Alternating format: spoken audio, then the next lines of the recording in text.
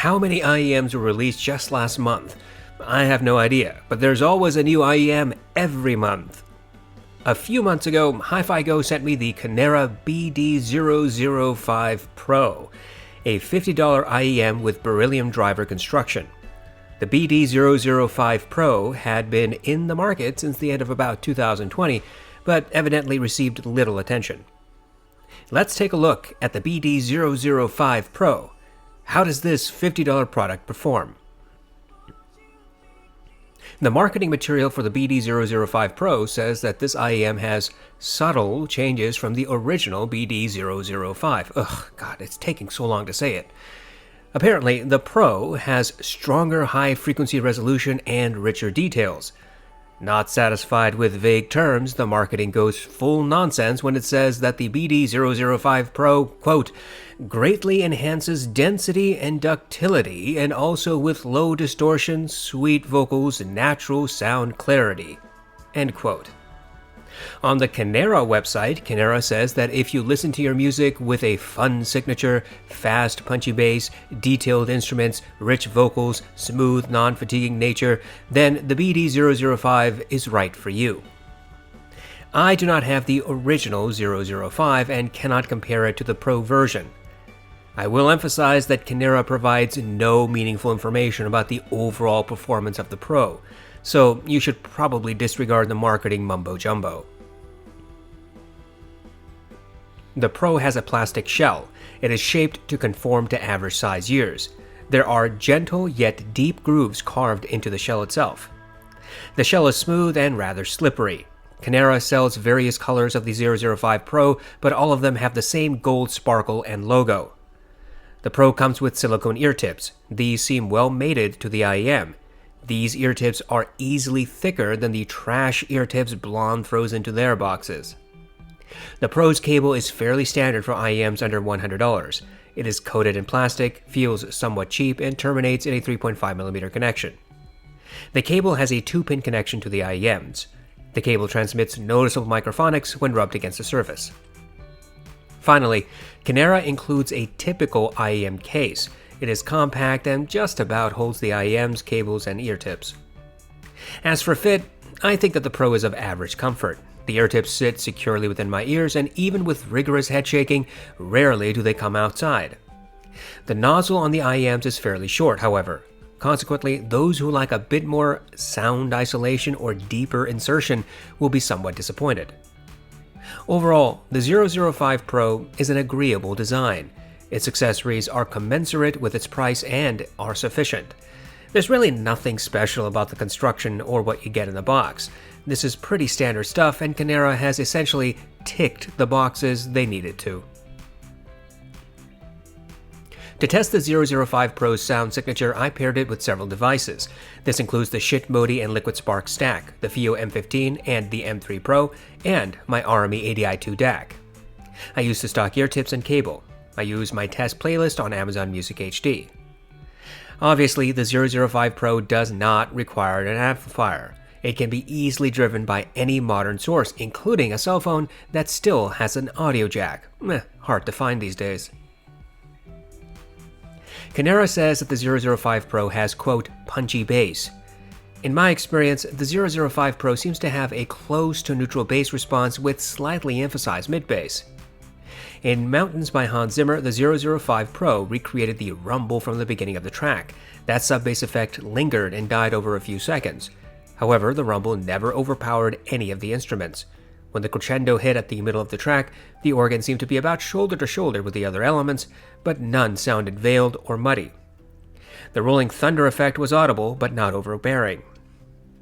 In Conquer by Overwork, there's a rolling marble effect at the beginning. This is supposed to pan from right to left to center. The 005 Pro did present the rolling sound, but it didn't pan. There are several drums in this track, and the 005 Pro recreated all of them clearly. They all had sharp, thwacking sounds, but not quite piercing or harsh. Each drum strike melded marginally with a subsequent one. I listened to several hip-hop tracks including Pure Water, Newpatech, Reel It In, and Uproar. On each occasion, the 005 Pro presented the subwoofer audibly. It resonated but did not linger very long. It seemed almost like the subwoofer was about 10 feet away from me in a large room. The drums were always clear, and though they did meld a little with the sub-bass, they were never blunted or veiled. The vocals had their requisite sparkle and were about 1 or 2 steps ahead of the instruments. From what I can tell, the 005 Pro appears to have fairly neutral bass. Mid-bass is probably slightly emphasized, but not by a whole lot. Mid-bass impact is hard, precise, and sharp. Clarity in the bass region is about average, as is decay. The mids appear to be forward with sibilant vocals. In Orla Gartland's song Why Am I Like This, there is natural vocal grain and sibilance mixed into the track. The 005 Pro accentuated both. The vocal grain seemed marginally emphasized, and the sibilance was probably a few decibels above that. The vocals did not become harsh, and the sibilance was below my personal pain threshold, but the deviation away from neutral is pretty obvious. The drums and piano appeared to have correct timbre and melded with each other slightly. Orla's voice was 2 steps ahead of the instruments. In Watch It Back by Haim, the 005 Pro again emphasized the sibilance in the primary vocalist's voice. This wasn't harsh, but clearly above neutral. At 8 seconds into the song, the primary singer says the word "we" and drags it out, making it sound gravelly. The 005 Pro perfectly rendered this detail. When the 2 backup vocalists first started singing, their voices were distinct, separate, and easily audible, one in each ear tip. However, when the instruments played at maximum, the backup vocalists melded, and it was difficult to separate their individual voices. The guitar, bass, drums, and piano all seemed to have correct timbre. There was some melding among each instrument, but nothing sounded muddy or muffled. In Superposition by Young the Giant, the 005 Pro properly recreated the ukulele, drums, and bass. All of these instruments melded a bit with each other, but never sounded veiled or distorted. The primary singer's voice was fairly smooth, but his sibilance was slightly accentuated. This sibilance push was not as significant as with female singers, but was nonetheless an obvious deviation from neutral. There is a backup vocalist whose voice is layered beneath the primary vocalist. However, the 005 Pro was not able to separate these 2 voices, and frankly, that is hard to do for a lot of IEMs and headphones. Between 1 minute and 10 and 1 minute 20 seconds, there are supposed to be sharp intakes of breaths. The 005 Pro did present that detail. Overall, the 005 Pro has forward mids with somewhat sibilant vocals. The sibilance is not nearly as painful as that on the HD560S. I have seen the frequency response graph of the 005 Pro, and most indicate a dip in the mid-range, but that is not the actual sound performance. Mids are forward. Kinera says that the 005 Pro has smooth treble. My tests indicate that this IEM has slightly elevated treble that is fairly easy on the ears. In Scherzo for X-Wings, the 005 Pro recreated the brass and horns. These instruments were clear and cut through the rest without trouble. They retained their nasally signatures without sounding harsh or peaky. However, the brass and horns were a bit louder, more elevated than neutral. The deviation was noticeable but not significant. There was good separation among group threats, but I could not identify any one specific instrument. The 005 Pro has a purely stereo effect. There is no sense of verticality or depth. In Flight from the City, the 005 Pro presented the piano like it was about 8 feet away from me. The bassier notes were controlled and did not distort and did not sound boomy. I could hear the pops and sizzles and the electric buzzing, which are details recorded into the bottom layer of this track. The cello sounded smooth and was a bit forward of the piano. Both instruments melded slightly but were clear and distinct. I could hear the creaking of wood in the pianist's bench and the sound of the cello's weight being shifted. In Take 5 by the Dave Brubeck Quartet, the 005 Pro presented the piano in the right ear tip, the drums in the left, the saxophone center, and the bass 1 step behind all of these instruments. The cymbals are hit at different spots, which should cause obvious different tonalities each time that happens. However, the 005 Pro made every cymbal strike sound very similar to the one before. There were hardly any variation. The saxophone was strangely 1 step behind the cymbals, but was smooth nonetheless. The piano seemed to be a step behind the saxophone. So, in a way, the presentation was leaned towards the cymbals sounding louder than the other instruments. Overall, I think that the treble on the 005 Pro is a bit elevated but smooth. Even at higher volumes, the 005 Pro never made anything sound harsh or piercing. However, there is clearly an emphasis in the upper treble region, which resulted in cymbals having a bit more emphasis than other instruments in a mix. Some of the 005 Pro's marketing says that the IEM has rich details. I don't know what that means. However, in my experience, it seems that the 005 Pro has about average detail and clarity. There's nothing about the 005 Pro's performance worth complaining about or hyping. The bass response with this IEM is about average in clarity. Separation between sub-bass and mid-bass is again average. The same can be said about the mids. Mid to upper treble seems to get the most clarity and definition, but this sometimes results in instruments sounding louder than they should in a mix. The 005 Pro can easily present multiple vocalists, but cannot always keep their voices separate and distinct. Pops and sizzles, electric buzzing sounds, creaking of wood, shifting of a cello, sharp intakes of breaths, these are all details present through the 005 Pro. Obvious details are not a problem, but subtle ones are usually not clear. For a more quantitative test, I used the song New Light by Kazuki. This track has layers of details, including the sound of children playing, wind, rustling of grass, piano, synth, and footsteps. I count the number of footsteps I can hear in the first 60 seconds. The blonde BL03 presents 5 to 6 footsteps. The tin hi-fi T2 presents 7 to 8. The T2 Plus and the blonde BL05 present 6 to 7. The Heidi's MS2 presents 8 to 9. The Moondrop Starfield presents 6 footsteps. The Moondrop Aria presents 7 footsteps. And the BD005 Pro presents 5 to 6 footsteps. The truth is that the BD005 is not capable of providing subtle details, and its ability to separate elements into complex tracks are essentially non-existent. In other words, you will hear obvious details on this IEM.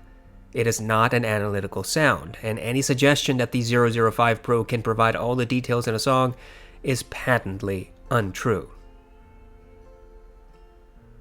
The BD005 Pro has fairly run-of-the-mill soundstage. In fact, there's nothing that stands out regarding soundstage or placement. As I stated earlier, the 005 Pro has a stereo sound, left and right, no verticality, no depth. The tin hi-fi T2 has above-average soundstage. The Heidi's MS2 is similar to the T2 in this regard. The blonde BL03 and the 05S are average at best and perhaps slightly below average in soundstage. The Starfield and Aria are about average. The BD005 Pro has soundstage similar to that of the Starfield and Aria. Of course, keep in mind that different ear tips might moderately affect soundstage. Kinera does not really describe the 005 Pro sound signature. The marketing information is less than clear. Moreover, the frequency response measurements are not a true indicator of the actual performance. The 005 Pro has a fairly neutral sub-bass. It has a slight emphasis in mid-bass. Transients is about average. Drum strikes are hard, precise, and sharp, however, they are not harsh. Multiple drums are easy to differentiate in a mix, though there is some melding between every note. The mids are forward, particularly vocals. The 005 Pro emphasizes both vocal grain and sibilance. Male and female vocals get a noticeable push in sibilance. While this is far less fatiguing than on, say, the HD560S, anyone who is sensitive to sibilance will be unhappy with the 005 Pro's performance. Instruments and vocalists have average clarity and separation. Instruments always sounded correct. The treble has a slight emphasis initially and a greater emphasis near or at the upper treble region. Treble instruments are clearer with a bit more separation than instruments from the bass and mids region. Brass and horns have a bit more energy but still remain smooth. Some cymbals, however, get more emphasis in some tracks, resulting in an odd presentation where cymbals are louder than the key instruments in a recording. Detail in soundstage is average at best. The only descriptor for this performance is to say that the BD005 Pro is a balanced sounding IEM. It's not analytical and it's not warm. While bass does have a slight emphasis, it is never bloated or distorted. I think Kinera's promise that the 005 Pro has punchy bass is probably accurate. If they mean that the drums have hard impact, then yes, I think that is true. I also think it is accurate to say that the bass complements vocals. Vocals, for instance, never sound distant or thin. I think anyone who is graduating from cheap earbuds found in their cell phone's packaging may be pleased with the 005 Pro's performance. But anyone who has experience with IEMs will probably shrug their shoulders and be neither offended nor ecstatic. it is important that people compare products to get a better understanding of how they perform. Reviewers constantly refuse to conduct A/B comparisons, which is partly why there is so much confusion about products. On this channel, we do comparisons as a matter of course. To that end, I decided to compare the 005 Pro against the Tin Hi-Fi T2, Moondrop Aria, and the Blonde BL03. I used the stock ear tips and cables for all. I plugged each into a passive A/B switch, then connected that switch to my Army 80i2 DAC. I tried to volume match as best as I could. I have already reviewed all of these competitor products. Here, we will merely talk about how they generally compare against the 005 Pro. The Tin T2 is a vastly different sounding IEM from the 005 Pro. The T2 has a sub-bass roll-off and clearer bass region overall. There is greater sub-bass and mid-bass separation on the T2. Transient seems a little faster on the T2 as well. Mid-bass impact is harder and sharper on the 005 Pro. The mids are slightly more clear on the T2. Vocals stand out a little bit more on the T2, but the sibilance seems to be pretty similar between these two IEMs. The timbre of instruments is the same. Separation of instruments is a bit clearer on the T2. The T2 has a bit more emphasis in the lower to mid treble. This is not necessarily harsh, but it is less smooth than the 005's presentation. The 005 Pro, for example, is easier to listen to at higher volumes. The T2 appears to have about the same amount of clarity in this treble region as the 005 Pro. However, while the 005 Pro has an emphasis to some treble instruments that pushes them ahead of other instruments, such as with cymbals in Take 5, the T2 does not have this characteristic. The T2 has slightly wider soundstage and more detail. Overall, the T2 has greater clarity, though it is not night and day. The Aria has slightly greater sub-bass emphasis than the 005 Pro. The 005 Pro has more separation between sub-bass and mid-bass, and therefore a bit more clarity in the bass region.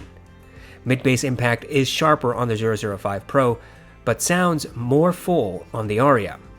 In other words, drums on the Aria have longer decay. Both the 005 Pro and the Aria have forward mids, but the 005 Pro has slightly better separation of vocals from instruments. Both IEMs have sibilant vocals, but the 005 Pro has a bit more accentuation than the Aria. Mid-centric instruments tend to meld with each other more on the Aria. The 005 Pro has slightly greater clarity. The Aria has smoother, slightly rolled-off treble compared to the 005 Pro. The 005 Pro has greater separation of treble instruments and more airiness in this region. The Aria is a bit easier to listen to at higher volumes. The timbre of instruments seems about the same. Cymbals on the Aria did not overshadow other instruments, unlike with the 005 Pro. Detail retrieval is marginally greater on the Aria, even though the 005 Pro tends to be a bit airier and clearer. Soundstage is similar, but the 005 Pro may have a slight edge. The BL03 and the 005 Pro have similar but not the same bass response. The 005 Pro is closer to neutral, whereas the BL03 has an elevated bass region. Clarity between sub-bass and mid-bass is noticeably greater on the 005 Pro. Sub-bass and mid-bass meld significantly on the BL03. Mid-bass impact is sharper on the 005 Pro. The mids are not the same on these IEMs either. The BL03 has noticeably greater sibilance and vocal grain, and I simply could not listen to these IEMs at equal volumes because of that. Mid-centric instruments have the same timbre on both IEMs, but the 005 Pro has more clarity and separation. The treble is somewhat similar on the BL03 and the 005 Pro. Both have an elevation. Neither is harsh in this region with loud volumes. However, the 005 Pro has greater separation of instruments and is overall clearer. The BL03 did not accentuate cymbals quite as much as the 005 Pro. The 005 Pro has greater soundstage than the BL03 and about the same amount of detail. Overall, when you consider these four IEMs, you can see that they do have different tonalities. The T2 is the clearest of them all. The Aria has the warmest sound signature while still retaining average clarity and detail. The BL03 has the least amount of clarity, separation, and the greatest amount of sibilance and vocal grain. On the one hand, it is good to see that the BD005 Pro performs comparably to other products within a similar price range. However, the 005 Pro does not do anything groundbreaking. It has a different spin on sound signature than the other IEMs I tested here. As always, you may like one, all, or none of these products. I have heard a lot of IEMs from the gamut of the price range. My collection includes IEMs as cheap as $4 to those that cost well over $1,000. I keep telling people that price is a terrible indicator of sound quality. Price can indicate if something is built well, but even that is no longer a universally true statement. After all, the $4 IEM I reviewed several months ago is better built than those which cost 4 to 5 times more. Price is also a bad indicator of the quality of accessories. There is no guarantee that just because you spend a certain amount of money, you will get accessories commensurate with that price tag. The Kinera BD005 Pro falls well within what I think as a budget IEM. At $50, it is not the cheapest option in the market, but it is obviously nowhere near the outlandish prices some companies charge. For $50, you get agreeable build and accessories. You get a form-fitting IEM that will sit snugly yet comfortably in your ear. You get a balanced sound signature that, although has average performance across the board, is different enough from the other popular stuff to stand out. Kinera is just one among many Chinese IEM brands that crowd the internet. You can't go 1 month without another new IEM mentioned in the forums. And frankly, a reasonable audiophile can go mad just trying to keep up with the constant inundation of products, hype reviews, and confusing information. So, with all the options available, is the 005 Pro value at $50? Probably. I think it is at the extreme limit of value, to be perfectly honest, and let me explain why. In my mind, there are a set of IEMs that are utterly devoid of value. And, on the flip side, there are some IEMs that exude value from top to bottom. Blonde IEMs, for example, have so many faults and gotchas that I do not believe that they have value, at any price. While blonde IEMs have a strong, and sometimes fanatical, following, if you put sound signature aside, you will notice the physical issues with those IEMs fairly quickly. On the other hand, the Moondrop Aria is among the best value propositions I've seen, particularly under $100. The Aria has stellar build, excellent accessories, and a fit that is an improvement over the more costly Starfield. When an IEM is neither as bad as the blonde products nor as exemplary as the Aria, I call it average. And I think that the 005 Pro is average. It has about average build, average accessories, average performance. I do not think you would make a mistake if you purchased it, assuming its sound signature appeals to you. But I also don't think that you need to rush out to buy it. Those who have never owned a proper IEM have plenty of good options, both cheaper and more expensive than the 005 Pro. If you prefer strong, emphasized bass, then the 005 Pro is not for you. Instead, you may want to consider the iBasso IT00. If you want a smooth sound without harsh vocals or treble, then you may want to look at the KB Ear OS1 Pro or the Final Audio B2. If you want clarity, consider the Tin Hi-Fi T2 or the T2 Plus. If you want a warm sound signature, then the Moondrop Aria or even the Starfield are good options. If you want mostly neutral bass, forward mids with vocal push, and clear treble, then the BD005 Pro is a fine product to consider.